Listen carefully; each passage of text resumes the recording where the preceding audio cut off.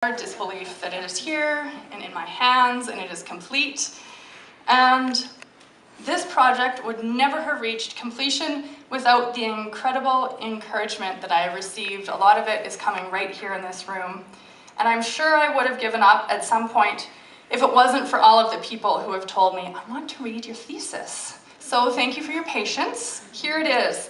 It's a bit nerve-wracking now that it's actually out here. I think Joan said, is it a bit like wearing your underwear on the outside of your pants? That's totally true, Joan. I mean, writing is a fairly private process. The only one who's ever read anything I wrote is my mom and my professors. So it's not perfect, but it's a start. I hope that this book serves as a jumping off point for more research. I hope that my ideas are picked apart and challenged. That's what historians are there for, is to put it out there so it can be teased apart and done over again. I hope that more research is done on Indigenous women's role in the cattle industry. That's something that still needs to be done. But I feel like I've done my part. I set out to capture and to honor these women's stories, and I feel like I've produced something that could be used in a university classroom to spread the stories of ranch women to other generations. So I'm going to close by reading a passage from the book, and then I'll say a few thank yous. And the passage I'm going to read isn't the most flowery or pretty paragraph I could have chosen. If you're looking for that, please look in the appendix, which my grandmother wrote. It's the memoirs of a sunset childhood, and she was a lovely writer, and I'm so pleased that her words get to be in print in this book alongside mine. But what I'm going to be reading to you summarizes the research and the main points that I hope people draw from the book.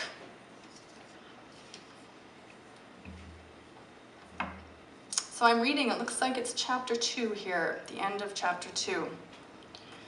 Women devoted their full energies to the success of the family ranch, ensuring that ranches were able not only to survive, but to thrive and be passed along. By participating in the primary economic production of early ranches and providing their families with support and sustenance, women enabled the longevity of the family ranch as an institution, while at the same time dismantling barriers of gender-specific labor, proving that women adapted to the conditions of the frontier as well as their male counterparts. The creation of the family ranch afforded women the opportunity to create and sustain something concrete and enduring, a lifestyle and a livelihood particular to the Northwestern cattle ranges. So we're here today to celebrate the book, but also so that I can extend my most sincere thank yous to everyone who helped make this possible. I want to start by thanking the Glenbow for the absolute treasure of archives that you have here for our access and for hosting today. To the UFC Press, who were so professional and organized and didn't mind that I would stop the project and start the project and then return an email maybe in a month or two. They put it together and the book just looks beautiful. I got to see one for myself on Saturday and I'm so pleased that this is all them. They've made it look stunning. And I'd also like to start out with thanking my university professors, like Pamela Banting, who's here today. They're really the ones who encouraged me with and provided me with the books and the ideas that made me realize I could actually explore the West as an academic topic. And especially thank you to Dr. Ellison for being the most interesting and patient supervisor ever. My name is Warren. You're going to be Dr. Ellison forever, just so you know. Cut that out, you're making me feel old again. Well, I mean, how can I not be motivated by a guy who writes so brilliantly about the West and came to the classroom rocking cowboy boots and leather sports coats? I mean, it was just all there. I also want to thank the ranching families who are part of our community for being a daily inspiration. There's one sitting right here, Lee McLean, who can ride a side saddle and build a side saddle and train horses and carries on our heritage. That's just amazing. Particularly a thank you to the Chataway family for lending me the best resource for this project. They have kept and preserved copies of the Rocking Pea Gazette, which is a homemade magazine written by Dorothy and Maxine when they were young girls, or young women, on the Rocking Pea Ranch in the 1920s. And that resource is now available online.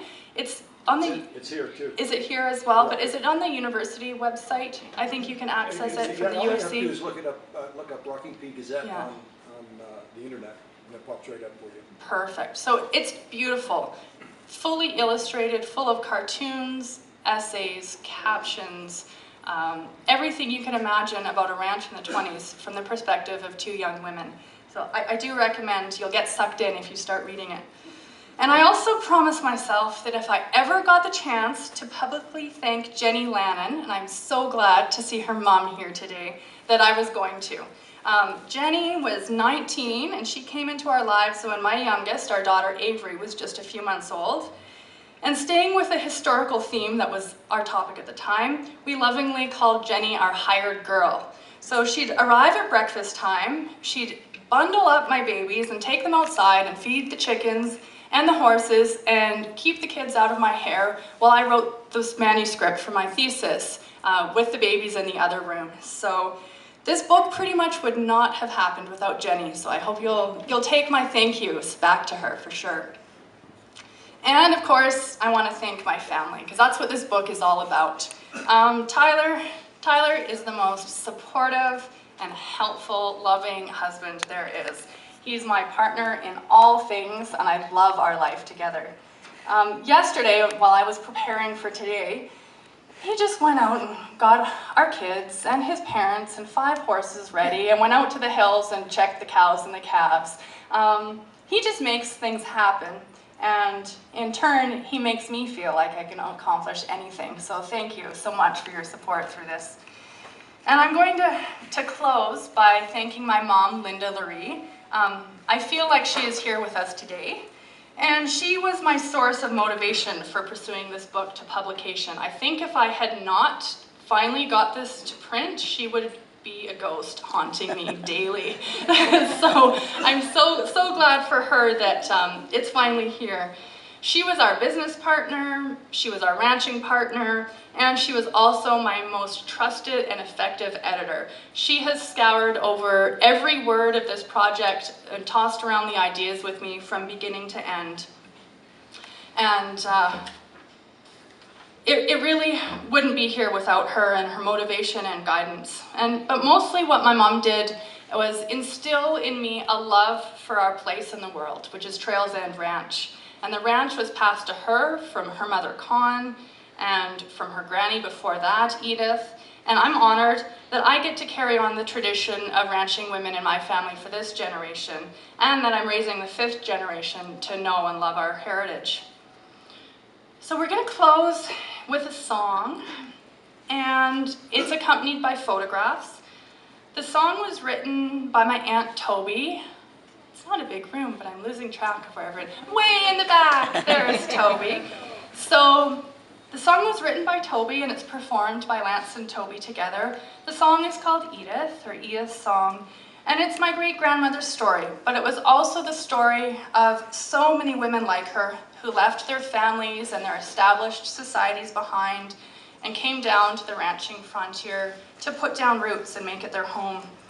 Toby based the lyrics on the letters written between Fred and Edith before their marriage while she was still in London, Ontario, and he was here ranching.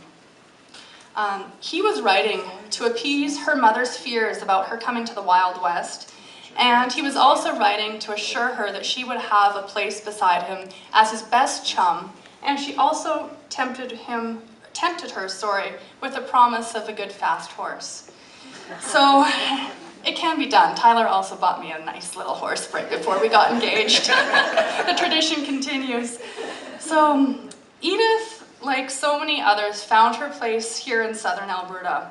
And her epitaph, which closes the presentation for today, really says it all. So as you're watching the presentation, just a note that all of the photos with the white borders are from our family collection, and all of the photos with the black borders are from the Glenbow archives here. So thanks and enjoy.